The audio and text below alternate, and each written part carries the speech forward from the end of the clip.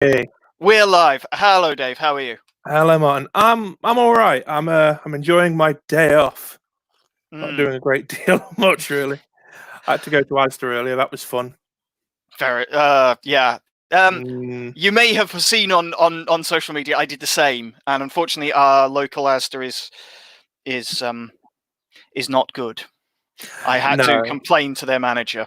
Oh dear. Um, Apologies to anybody who works for that store, but I had to tell off 3 separate Asda members of staff who were clearly on their way home getting their own shopping, who were ignoring the arrows, ignoring the marking, and then when I challenged them on it, went, "Oh, but I work here, so it's okay."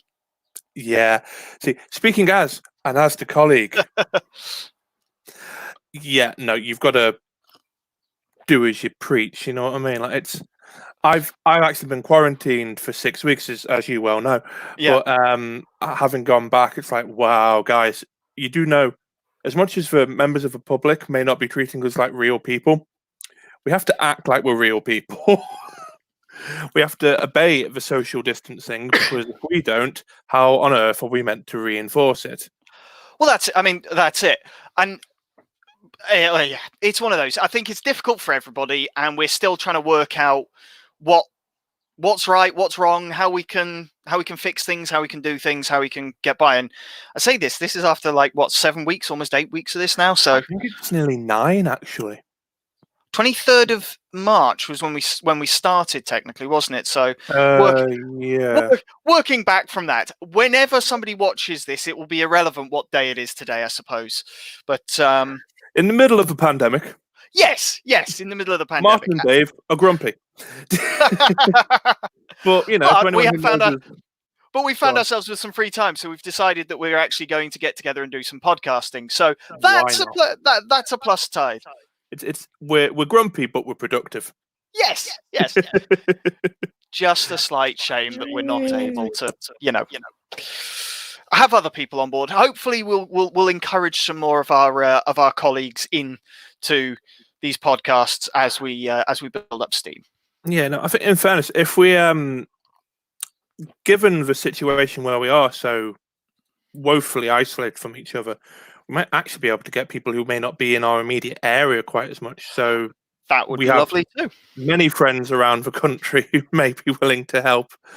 Or hey, we may have international friends who may want to join in. Lord knows. Exactly. I No, mean, that was it's not a plug at a certain individual who would kill me if I dared. no idea what you could be talking about. No idea there. Mm, I mean, for those who don't know and who might be listening and might stumble across this video on the YouTube channel or on any of our sort of the places we put our podcasts, we have done podcasts before. Dave and I know mm, each other through university. We both attended John Moore's. We both studied creative writing, and there was a group that formed, shall we say, mm. around a particular thing, around a particular subject, and we are very much we sort of all formed around our love of, I suppose, speculative fiction, sci-fi, fantasy, Yeah, genre fiction, I suppose. and then Um, the other assorted geeky stuff that tends exactly. to go with people who write speculative fiction. Yes. Because I don't know about you, but it's been very rare that I've found somebody who writes speculative fiction who is not also like a nerd. Mm. What they're a nerd about can differ, but it's normally somewhere in the grand scheme of like Star Wars, Star Trek, comic books. Well, you say that. I mean, I don't know whether it was on one of the tested podcasts, but it was certainly on one podcast where they were talking about how everybody's a nerd over something. Hmm. Like, if you are somebody who enjoys knitting and spends all of your free time knitting, you are most likely a knitting nerd. You will know what needles to use, what wool to use. I'm not a knitter, so I've just realized this analogy is going to break down really quickly. But if you are, if you're a football fan, you are likely a football. There is a good chance that you will be a football nerd, or you will, Yeah. there are nerds of various different things. All it is loving something Mm. and loving it enough that you want to know a lot about it. And I Yeah. think that's kind of thing. Nerds aren't just all about the geeky, the sci-fi, the fantasy. They're No, just, no, it's true. yeah. So And yeah. to be fair, as we move on to a I personally think it's the internet's doing if it's done this to us. But as we get more into, I'll make my point. As we as a society and a culture go on and on and on, get further into certain things becoming more mainstream, like the Marvel movies, I think is an excellent example. Yeah. It becomes less of a like being a nerd, so to speak, becomes less of a thing because I mean, my cousin is arguably a massive football. I say arguably, he is a massive football fan. He's a big Manchester United fan. He always has been. Yeah. He also loves The Hobbit, and always has done. He will quite happily talk to me for hours about Star Wars. He will quite happily, but at the same time, he'll also talk to me about how Ole Gunnar Solskjaer took over Manchester United for a bit, and I'm aware that this is probably gone entirely over your head. No, but it means I something to me. recognise the name Ole Gunnar Solskjaer. When I was growing up, Manchester United were kind of a big thing. Correct me if I'm wrong. He played for Man U at some point. He did. There we go. He was my favourite football player, to be precise. In fact, if I remember rightly, I actually used to watch a lot of Man U matches when. I could probably name a good chunk of that team, or at least one of their team, because you had both Nevilles, you had Ryan Giggs, you had, I think he probably still had Peter Schmeichel at the time. Yes, probably. I want to say Paul Scholes. But the point is, I'm not oblivious about sport. I know, I'm just needling you for fun. Yes. Well, it would be a bit like if I started talking about the Six Nations rugby. Let's be honest. No, I know the teams.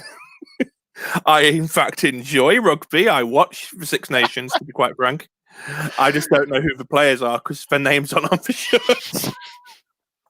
That is what, actually, you know what? When I first watched rugby, that is what first threw me off. Why aren't their names on the shirt? Why not? And then I realised, because it doesn't matter in this game, really. No, there's a really big guy about to take down another really big guy. It's going to hurt one of them. Who's it going to hurt? Probably both. Who's going to walk away with less pain? Yeah. But anyway, we're meant to be a writing channel. We're talking about sports. Yes. This is a fair point. But I think it's the headsets. We look like those people who are in commentator boxes. Yes. Well, quite possibly. But I mean, one of the things. Well, okay. So we decided we were going to talk writery things, and one of the things we wanted to talk about as writers was. Or one of the things I suggested as this is our sort of our trial, our test, our first time back, I suggested to you that we talk about how writing has affected, or how this sort of COVID-19 pandemic has affected us writing and what we do, and like I know there are things now I'm looking at my writing and going, I can learn a few things from this. Like, I mean, if you're it's a great time to be writing zombie fiction or like outbreak fiction or anything like that. Yeah. Because as a writer, all of the research here, all those people who say, "Oh, well, zombie fiction, zombie couldn't happen and it couldn't take over because look at what people would do." If people can't follow the arrows that are on the bloody floor of a supermarket, how the hell would they pay attention to the advice if there ever was, in this sci-fi world or this fancy world of zombie outbreak? Indeed. Let's be honest, half the country would be zombies before we got the chance to put the arrows on the damn floor. I mean, if you look at some of the stuff that we get in our media, it could be argued that half of the population already is a zombie. Oh. I went there. Maybe? I will not go there. But no, I'll watch the telly, and that's all I do. No, that's mean. That's mean. Telly's fine. It's fine.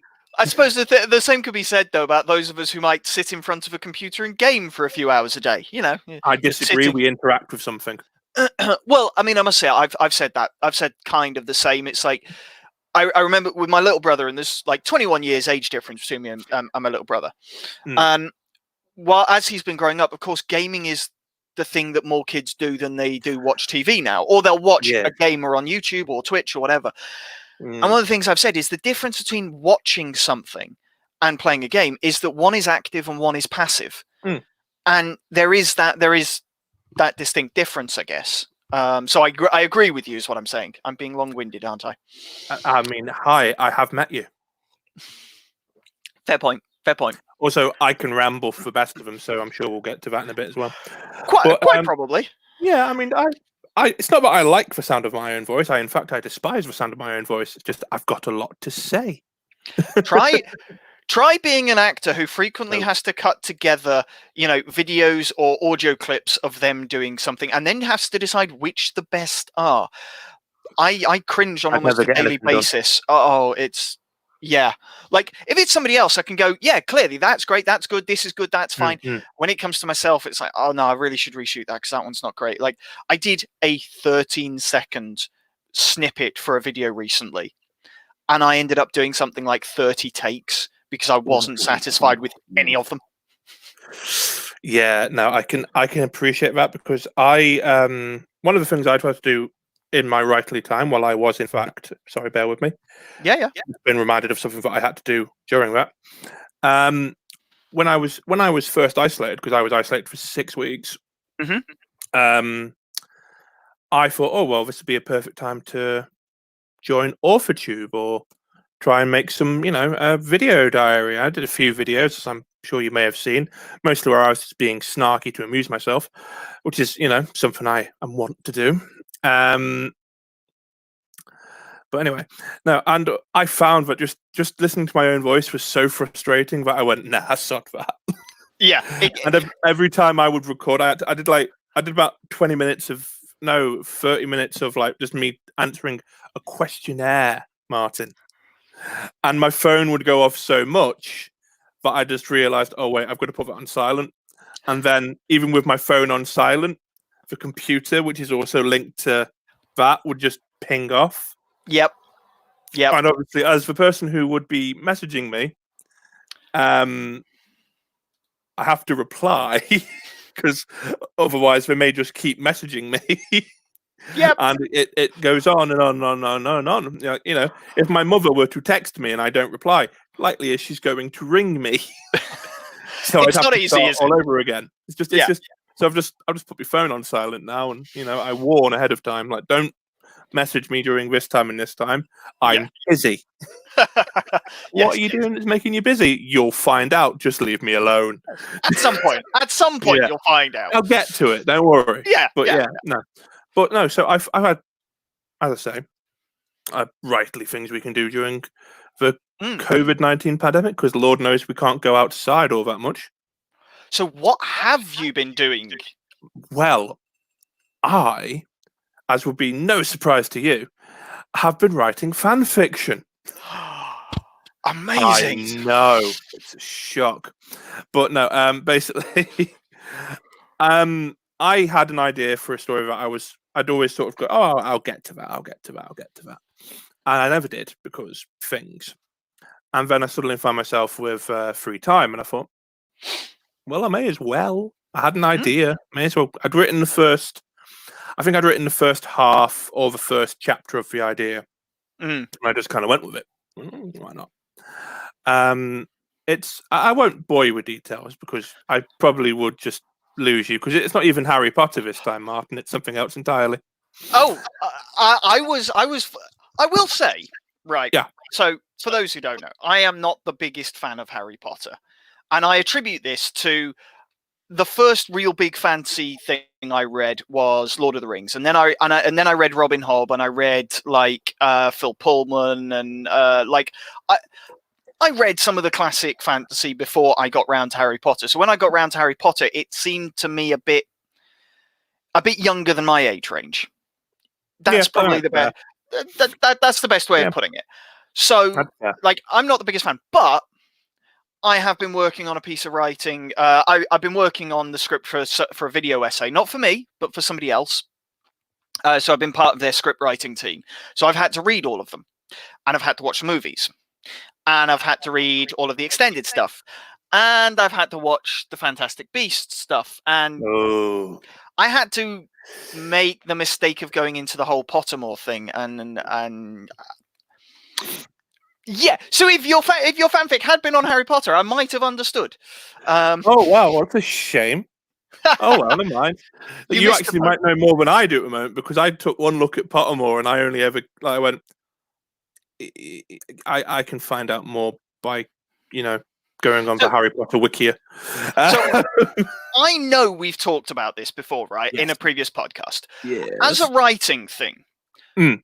or from a writing standpoint, one of the questions or one of the criticisms you could level at the Harry Potter movies is, what the hell is the magic system and how the hell does it work? Oh, yeah.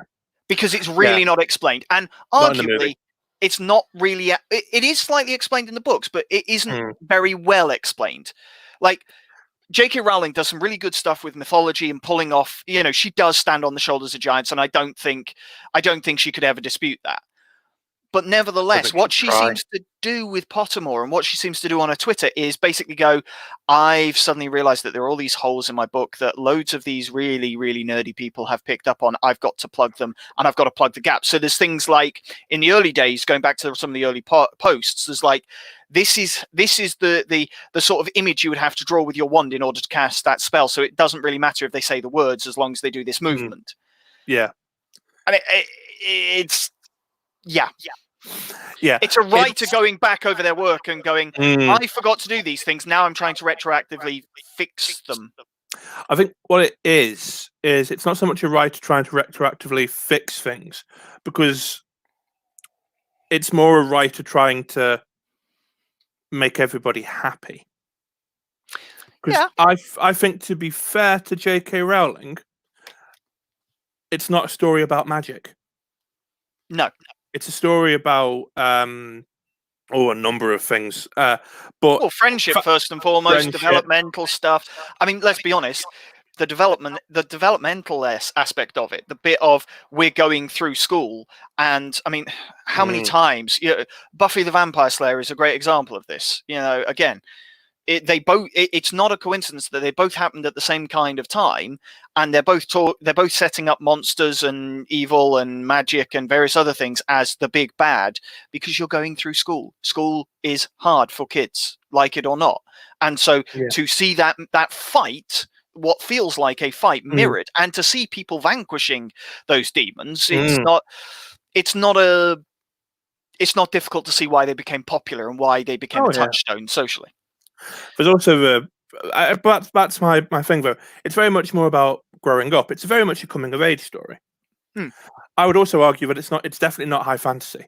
That is for certain not what it is. I watched a very, very, very good series of videos that talks about tropes called Overly Sarcastic Productions, and if you can find a link for them, do, because they're brilliant.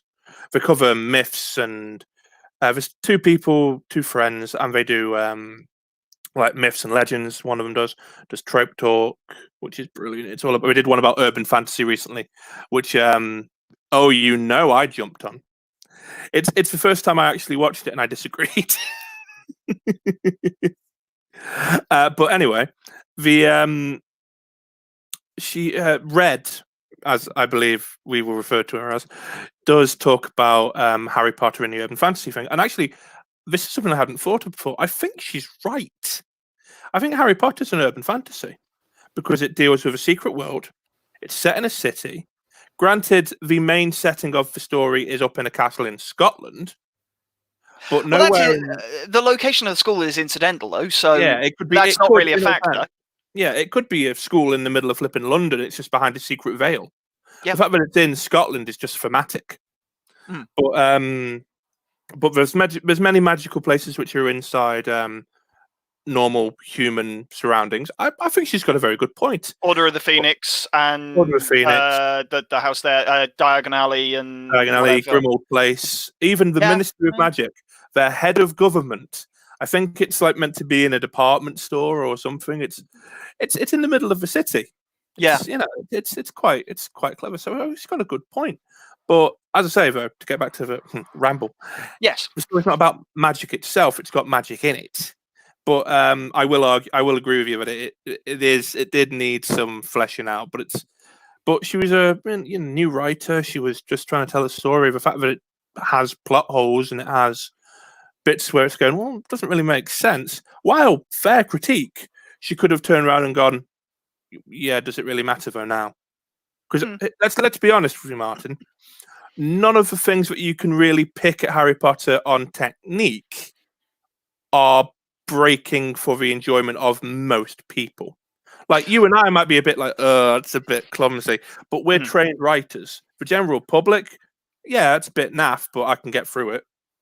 Well, it's like it's no different than Mad Max, for example. Hmm. So the original Mad Max movies, if you look at them as a piece of writing, there's very little character development. I mean, in the first movie, Max doesn't get mad until what, like the second half of the freaking movie. Most of it is this kind of, I mean, it's not a technically well-made movie. And yet somehow it made so many millions that they went, oh, suddenly we've made so much money, we have a franchise on our hands. What do we do now? So, like, and again, like, I don't know whether you were given this as an example when you were studying creative writing, because we were in different year groups, weren't we? We were. I was technically 2 years ahead of you. Yes. And yeah. Sorry, my mind was casually editing out an age joke there. Behave. Well, let's be honest, I come off worse in that exchange. That's why I said behave. I'm gracious like that. Anyway, during our year group, we got given a section of 50 Shades of Grey as an example of particularly bad writing. And let's make no bones about it. It's not well written. By any means. It is disastrously written. And but what is interesting is, so a colleague of mine, when I was doing a commission for a script recently, they put out a video essay, and it was really interesting actually. They were looking at writing techniques, and they were saying the sad thing is this kind of, so I mean, 50 Shades of Grey is essentially another it's Mills and Boon for a modern generation. Realistically, it is. It's that same kind of book, and they laid out this really well constructed video essay. But at the very end, they said the problem is Mills and Boon just isn't popular anymore. And although it's better written than 50 Shades of Grey, 50 Shades of Grey is just people like it. So what I'm saying is irrelevant. And there is that thing of, even if I don't like something, or even if something isn't terribly well written, even as writers, we kind of have to realize that what's popular isn't always well written. George Lucas is a great example of this. Well, you want an even better example, something that is massively popular, and I will stand on this hill, but is actually a detriment to British writing. And I wish it would go away, but it never will. EastEnders, Emmerdale and Coronation Street, and Hollyoaks, soap operas. Go away, get off my television. That's why I don't watch telly anymore. I disagree. I would disagree with that. Let's be honest. So if we're talking writing, Shakespeare was the soap writer of his day. Oh, definitely.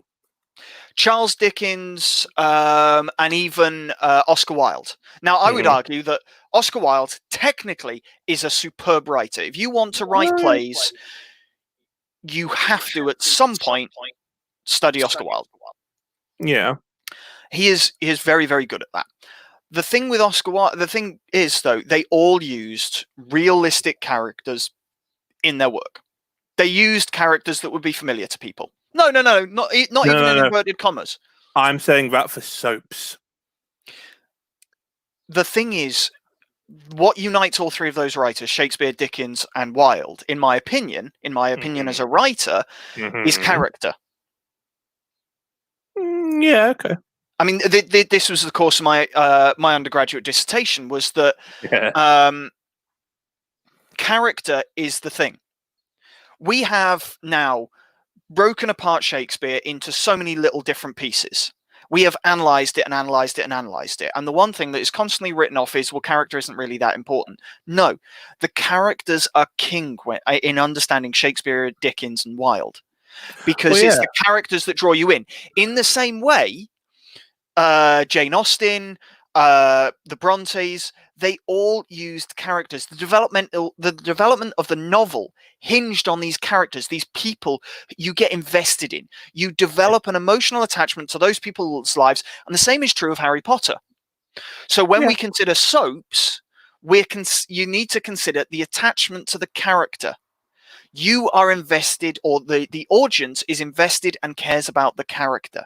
And that's what keeps people coming back week after week after week after week. Now, yes, the writing technically isn't great, but the development of the characters, Well, I mean, yes and no, though, Martin, because I grew up in a household where I can tell you.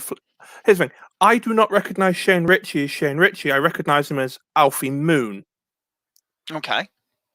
if I've got the name right there. I, The I fella who wouldn't know. played, I mean the actual actor, because I Yeah, think the yeah. actual actor is very funny. I like him, but and like the Slater family and all that. I know these people's names. I can remember them. I can envision them in my mind's eye. Hmm.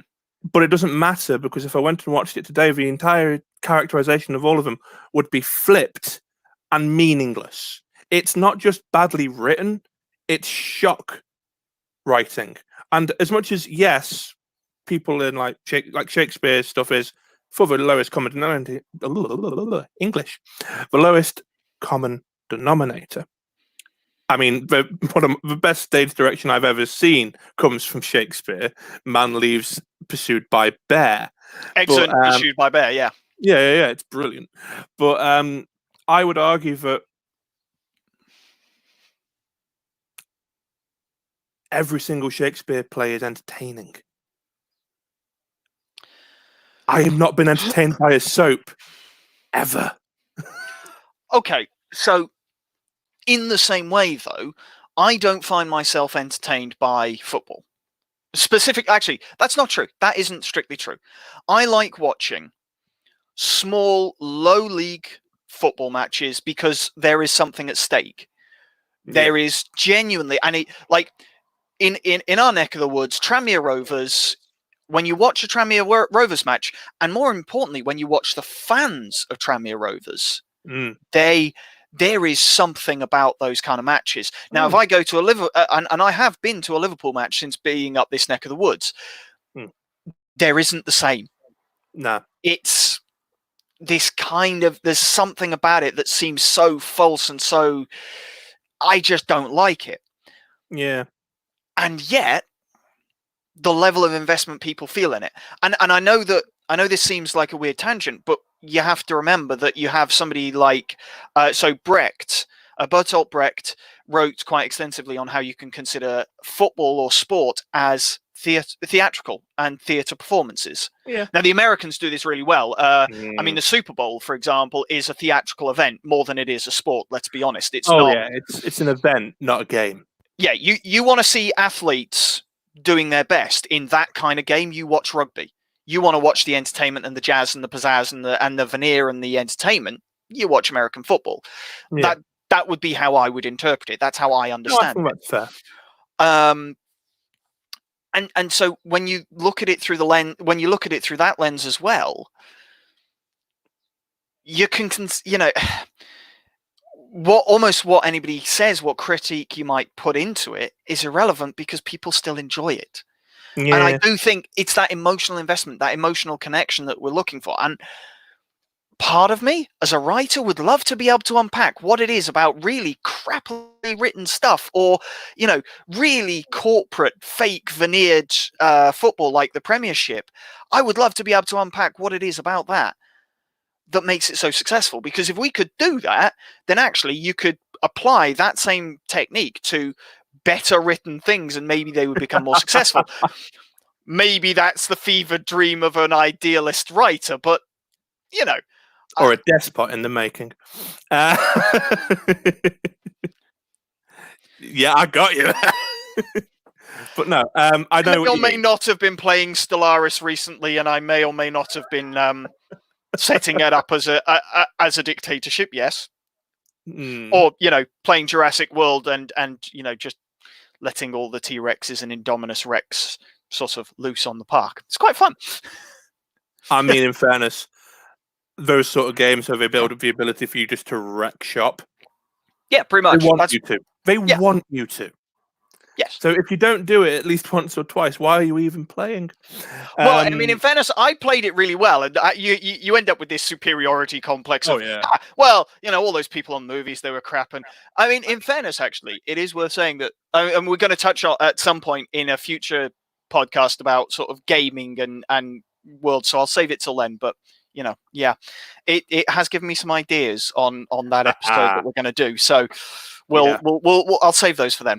But as I say, soaps. I think you can defend soaps. You can defend stuff that isn't technically well written. I think if you look at it through the lens of that connection, that emotional connection people have.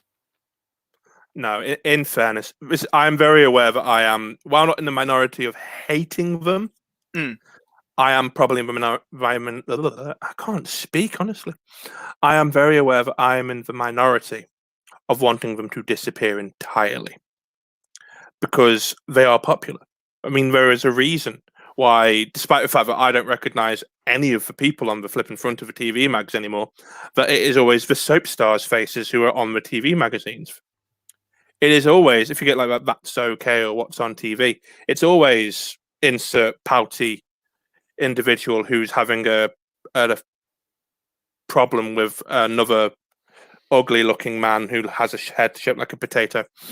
I mean, nothing against people who've got a head shaped like potatoes, but I mean, that's all I really see. That's what I remember from EastEnders. Phil Mitchell looking like he's been plucked from a field.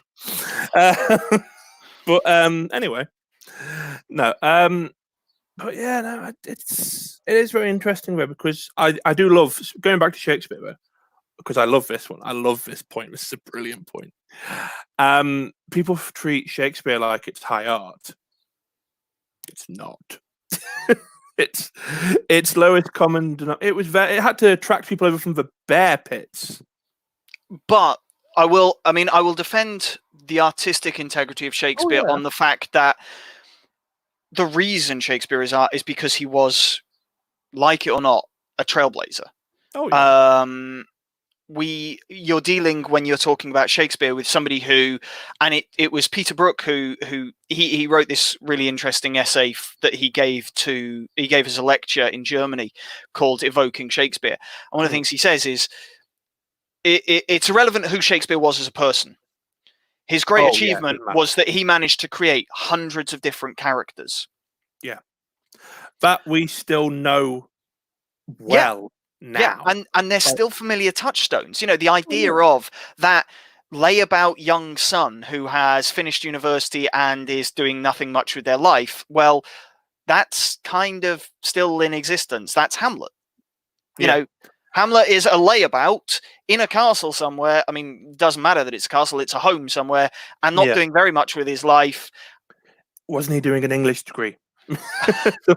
I'm not taking shots at people who did English degrees, but I have a memory of someone piffily going, he's basically an English major about halfway through his degree, lazing around on his mum's sofa. Yeah, but it's a very apt description. Yeah. And that touchstone is integral to the way we understand a lot of literature. It's almost as integral to the archetypes of pantomime, for example, and commedia dell'arte. I mean, commedia dell'arte is a bit more. It's very much more stereotypical. Yeah. And it actually holds less of a sort of esteem, in my opinion, than sort of Shakespeare's ability. But you know, commedia dell'arte is the foundation for a whole load of sort of character types. Yeah. Well, what I mean by saying, you know, I don't mean to say that Shakespeare isn't art, because of course it is. It's brilliant.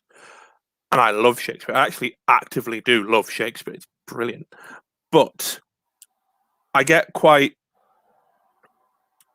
miffed, I think is probably the right level, with people who go on like it should only belong in, you know, like prestige theatres and only the best actors should do it and it's all about the class, darling. It's like, no.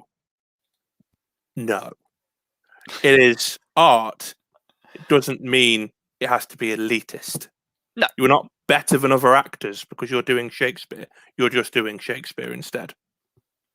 And but I mean, again, you say this, and if you come back to the audience, when I used to work front of house at a theatre, one of the questions we would always get, and there was one particular lady who I could recognize and identify every single time. So instead of her asking another usher, I would go over and I would tell her the answer to her question. The question commonly was, am I going to enjoy this version? Now, the reason they asked it was because they wanted to see it not how it's done today, So today we shy away by and large from the sort of heavily costumed, heavily propped, the more traditional sort of costumes in favor of something more modern, in favor of something a bit different. Adapted. Unfortunately, there is that element of our audience, or the element of a theatrical audience, who want to see it that way. It's the big mistake Emma Rice, I think, made. You know, the Globe Theatre, if you want to go somewhere and watch Shakespeare done in that kind of oldie-worldy costume, in that oldie-worldy way, you went to the Globe. And then Emma Rice came in, and I will make no bones about this, Emma Rice is a stunning director. She is absolutely fantastic, and everything I have seen of hers has been magnificent.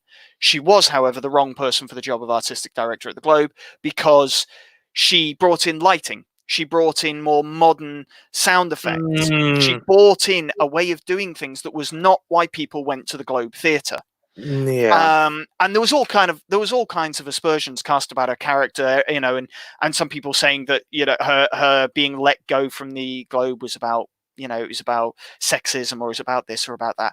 No, it was a lack of understanding of the bottom line, why people went to that theatre. Yeah. And that's the problem. That's the real key. Understanding your audience. The majority of people actually liked seeing Shakespeare done in the way that the theatre I worked for was presenting it. Yeah. But there is always going to be that section of the audience that expect it to be done in the same way that the Globe does it. Yeah, no, I get it. And the thing is, I wouldn't have any issue with that. Like, again, I have no great issue with how it is presented. It is more of a matter of how people will approach it. I think in part it's because we had to study it in school. Yeah. And obviously, you present Shakespeare to children, you are going to have to choose particular plays. You're going to have to water down Someone in the Mountains calling for you. No, I was looking behind the blue screen for a particular book, because there is a quote that is very relevant here that there are no books for that. There's a mountain. I don't know where you're pulling the books from. You knew I was going to riff on it. You knew. Yes. If for no other reason I can't. Will be in a library next time. Do it. Anyway. Well, yeah. What I was going to say was I was going to input that there is a writer called Liam Semler who wrote a book called Teaching Shakespeare and Marlowe. And what you're saying is kind of what he said in a beautiful way. And he basically said learning for the student sometimes is struggling uphill through a hail of, I'm paraphrasing here, but through a hail of crap. And it's true. We make learning these things so ridiculously difficult. That could probably be an entire podcast in itself of learning and learning writing, and I think we do need to do that at some point. Yeah, it would be interesting to have either Helen or Sean on that, because we'd lose the contest. Helen is working on her PhD, from what I understand, and Sean did his masters in creative writing, which it would be interesting to get their input. It would be. No, but with learning Shakespeare, though, I didn't enjoy learning Shakespeare until I got to I got to sixth form, and I was studying Antony and Cleopatra. It's a brilliant play. I love that play. And the reason I think is I'd read Shakespeare independently. I didn't like Romeo and Juliet, and not just because I feel it's overblown. I really do. I think it's been. There are many things in Romeo and Juliet. I could do an entire video on why I don't like Romeo and Juliet, and I could do it on my own, with detailed facts and not just I don't like it. No, I can break it down. Not because it's a bad play, what it's been turned into. But anyway, the reason I loved learning about Shakespeare, though, I got the right teacher. Mr. Hewson was amazing, and to get him for sixth form, so when you're more or less, in the eyes of the law, an adult soon, they treat you with a little bit more respect's the wrong word, maturity, I think, because I cannot imagine being taught Antony and Cleopatra in year 7. but I mean, not to the same way. But I do. I think it's very important how we read it and how we learn it. I mean, I only ever learnt about Macbeth. I learnt about Macbeth twice in school. Hamlet, 'cause I studied Hamlet in sixth form with Mr. Hewison. Thank God for that. One of my favourite plays. And Romeo and Juliet in school. They are not my favourite plays. One of my favourite plays from Shakespeare is Hamlet because it's brilliant. But the other ones I read myself, and to read them as a reader and not have to dissect it. I think the way we're taught Shakespeare in school robs you of all joy of it unless you have the right teacher. And that's where, so when I did my MRes in English, this is one of the things that I encountered, and I don't have particularly good memories of that degree, or specifically some of the teaching on that degree, and trying to make people who've worked in a university setting understand that actually a lot of what they do, when it comes to teaching that kind of thing, is not what needs to be done. There is a growing consensus. There are people doing things in odd ways, but I was coming at it from the best way of teaching literacy to children is theatre or is drama as a subject. And the reason for this is that when you are, one of the big challenges you have with teaching kids English is getting them to read. Oh yeah. And we're not just talking novels here. We're talking getting them to read anything, because everything they read, every website, every back of a cereal packet, everything they read is something they've read, and that's a good thing. That can only be a good thing. Yeah. But if you're doing drama, you out of necessity have to read a lot of scripts. Yeah. You have to learn lines. When you're reading those scripts, you're encountering punctuation. You're encountering punctuation and you're encountering grammar in a way that people actually use it, because it's largely dialogue. Yeah. So you develop a more visceral understanding of how language is used, how grammar is used, how punctuation is used. You know, when you see that comma there and you're told by your drama teacher, well, hang on, you need to take a breath there because that comma means to take a pause. You are having to then vocalize that. You're getting that physicalized understanding of what that comma means. That comma means take a short pause. So not only are you reading more, but you're encountering it in a very, very different way. And there's a lot of research on this. I could do ages on just how much research is out there about this. Teaching literature, in my opinion, and this was the thrust of my, I attempted to make it the thrust of my MRes dissertation, and I fear I failed somewhat in that. I mean, I came out with a fairly decent mark, but if I had the time now, I would write something so much better. But the thrust of what I would argue is that actually literature and even language is best taught in a more dramatic way. You know, we don't want to start ripping it apart. I mean, because this was my experience. What you encountered studying Shakespeare was what I encountered during my MRes. Was so in literary theory, they still talk about psychoanalytic theory. They still talk about psychoanalytic criticism. Now, as somebody who studied psychology, and I studied psychology at A-level, and I studied it through the Open University and a few other places, psychoanalysis was comprehensively debunked in the 90s, like comprehensively.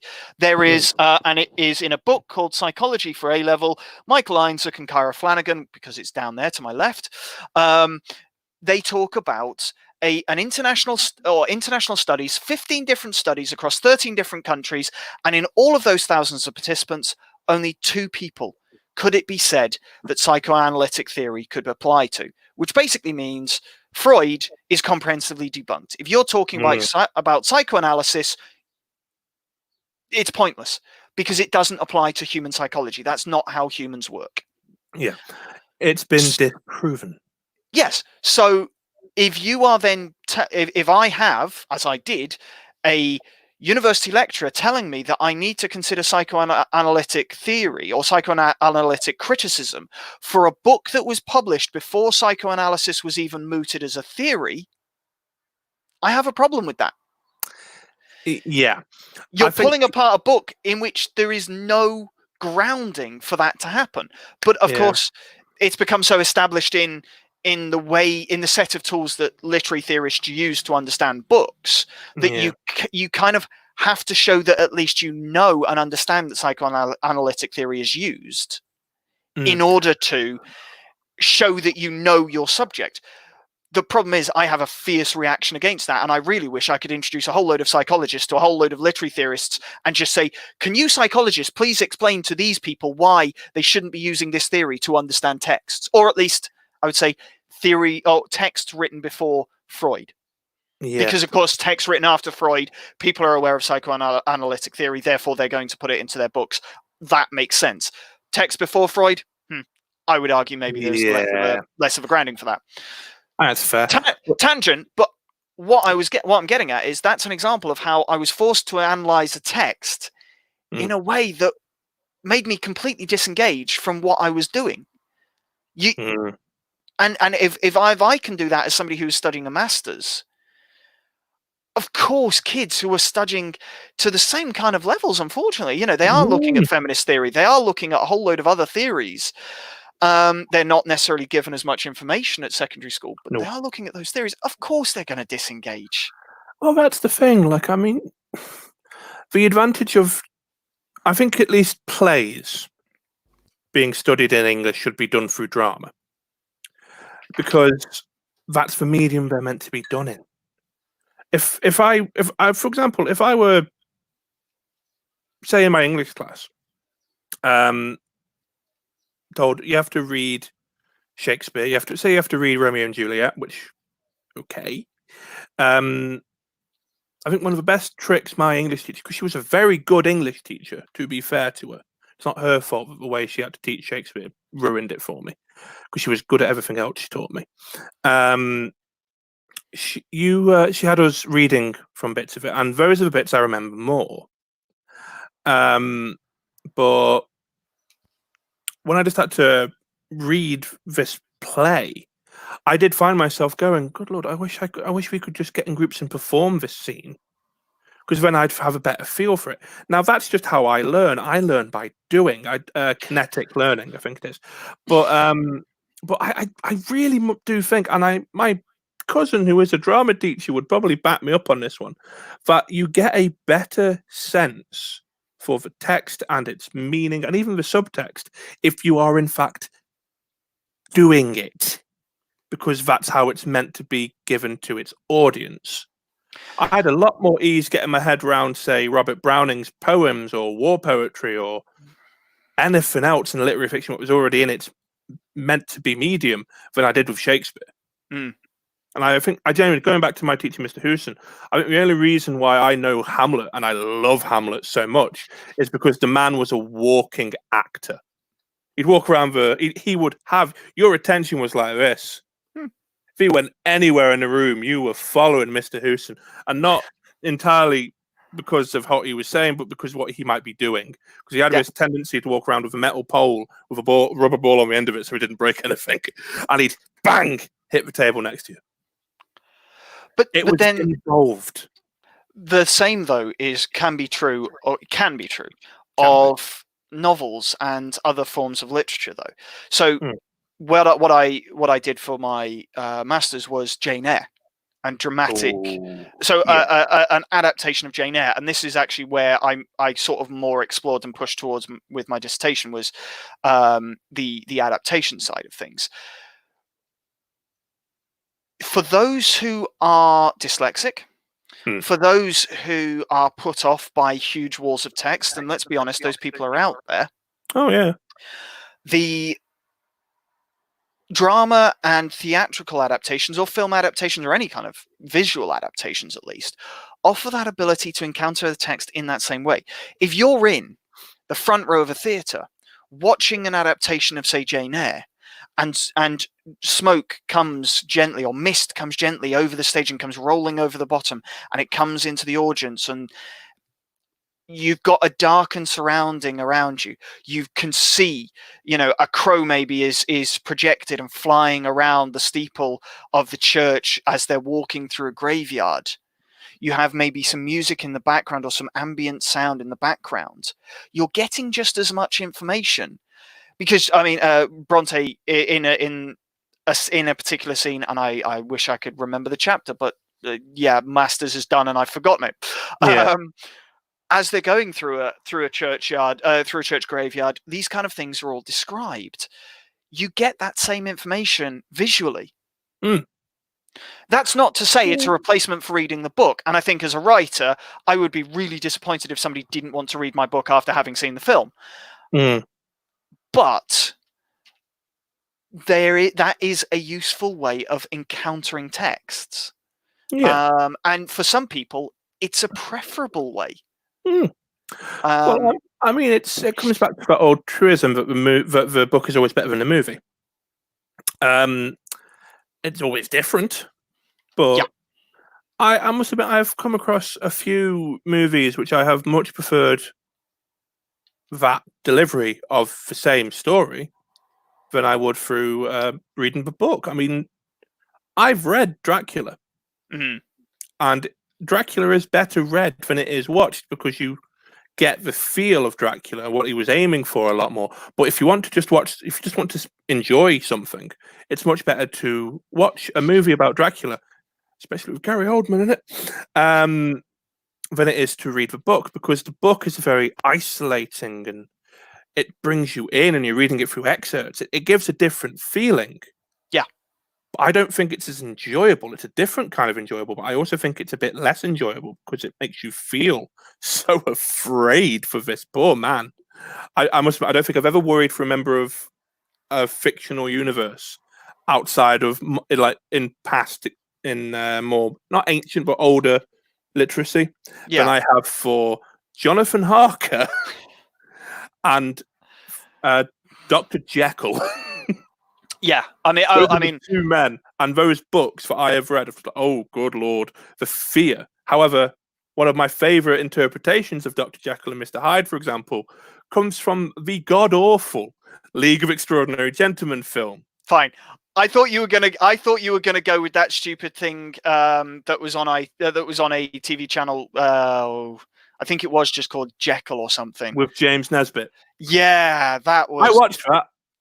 Oh, that was painful. Yeah, like I enjoyed it at the time. I enjoyed it at the time for what it was, but when I actually read Jekyll and Hyde again as an adult, I went, oh. But then, but you say this, Sherlock. Sherlock, I would love to get a couple of our friends in on this one. oh, clearly, and I'm sure if we had the likes of Mayor or Sam involved in this discussion, it would be a rather heated debate. But let's make no bones about it. Sherlock is not a good adaptation of the Sherlock Holmes books. No. And in fact, my big issue with it is Sherlock Holmes, the book, or the books written featuring Sherlock Holmes as a character. They give you enough information that if you understand deductive reasoning, you can come to the same conclusions as Sherlock Holmes. Yeah.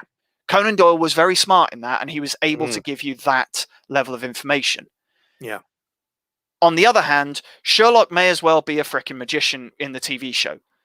What they did was they did not give the audience enough information, so they portrayed genius as magic. Yes, that's how I interpret it. No, I get that, and I do agree, because there are sometimes going, how the devil did you get that? Like, there are so many examples, but there are a few things where you're just like, nah. But when it's written, yeah, you can see it more. You can see the reason, the argument. Like, one of my favorite, like, clearly inspired by Sherlock Holmes and also Hercule Poirot characters is from I can't remember the actual name of the character. I think it's Ford or something, Mr. Ford or something, from Knives Out. Oh yes, Daniel Craig's character.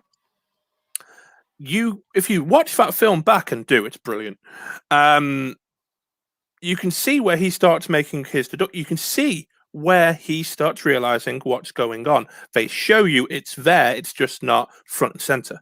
Yeah. It's a little bit off to the side. If you're paying attention, you can see. Yeah. Which is all he's doing.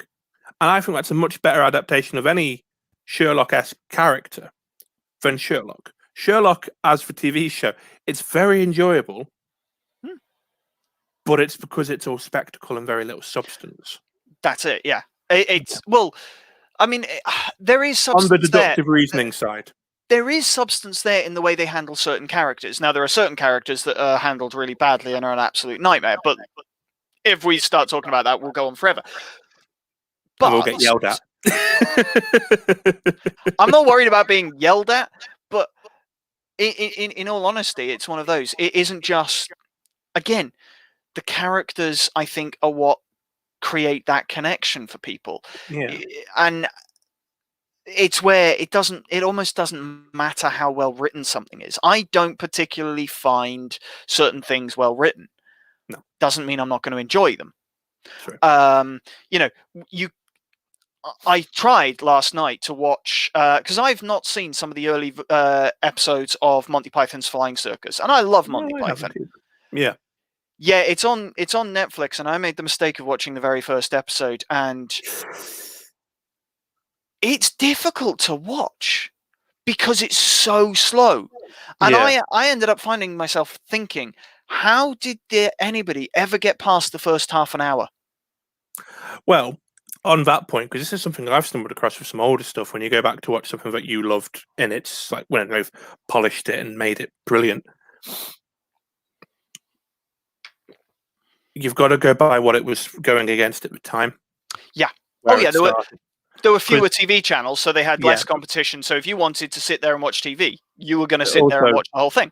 Yeah. Also, they were very trend-setting in their style of comedy. And also, you know all about their... No. Think about other comedy from the Python's time. I don't know any. Let's start there. But so if they were not trend-setting, they were at least the best, because I don't remember anything else.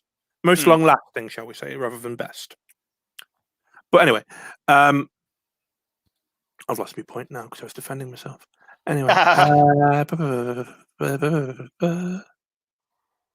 it's gone. Sorry.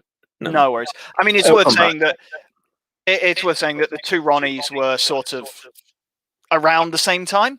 I've remembered my point.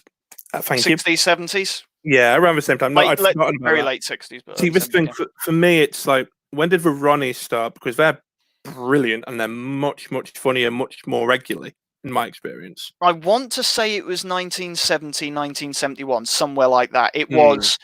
It ran through the majority of the 70s. But I have remembered my point, because it comes back to my experience with Blackadder. You're not just watching them having made it like, oh no, we've fine-tuned it now. We know what we're doing now. There's also, you've seen imitators, you've seen people influenced by them who've then gone on to improve. So to you and I say, that's a bit naff. Why was that funny? Yeah, but we've then seen their successes and the people who've taken their ideas and indeed improved upon them for our modern sensibilities and our modern sense of humor. But to go back to the experience I had with it, was watching the first season of Blackadder. I have not watched all of the first season of Blackadder because I got to episode 2 and I was like, nah. Yeah. I mean, the first season of Blackadder is really difficult to watch, but in fairness, there is a long and storied history, and there is a very long and storied history about why season 2 was set mainly in 1 or 2 rooms, and that is how they got it made. Yeah, it got better after then, but yeah, it's one of those things. It is always worth just considering context that a thing has been put into, because people are calling out for like a remake of the Harry Potter films, and not many people, thankfully, but they are there. I'm just like, no, yes, let's do that though. But there's a lot of, it's just very, very, very weird, because some of it, people want to remake a lot of the stuff. And I am aware that I'm rambling a little bit on this topic, but The argument is that it would be better now because we know the whole story. No, it wouldn't, because you'd still have to make a different medium. Yeah, I mean, I think remakes is an adaptation certainly is something we could talk about for quite a while. I think it's one of those where, yeah, I actually, you know what? Let's put that on the slate. Let's say at some point we're going to talk about adaptation. I think Oh, that's a good. I think that's a good thing to do. What I am going to say though is I don't know that I intended for or that we intended to go on for this long. So no, I was maybe looking what at we the should plot say, going, oh, yeah. So maybe what we should say is today we have discussed how it doesn't matter what how good a writer is because crap writing is going to be popular, and let's not bother with any kind of summary. Let's just go. taste is Well, subjective. yes. Well, I Yeah, tell you what. Let's call it an end for today. yeah. Hopefully we're going to be back and we're going to do a few other things here and there. For anybody who has been, thank you very much for watching. It's been hopefully these will come back a bit more on a regular basis, and we'll get some of the other faces who came along with us to drop in. Do you want to add anything? Nah. We need a way of ending. We didn't think about this. We need a way of ending. We didn't. All right. Okay. Let's think of a way of ending. I'm Dave, and I'm very tired.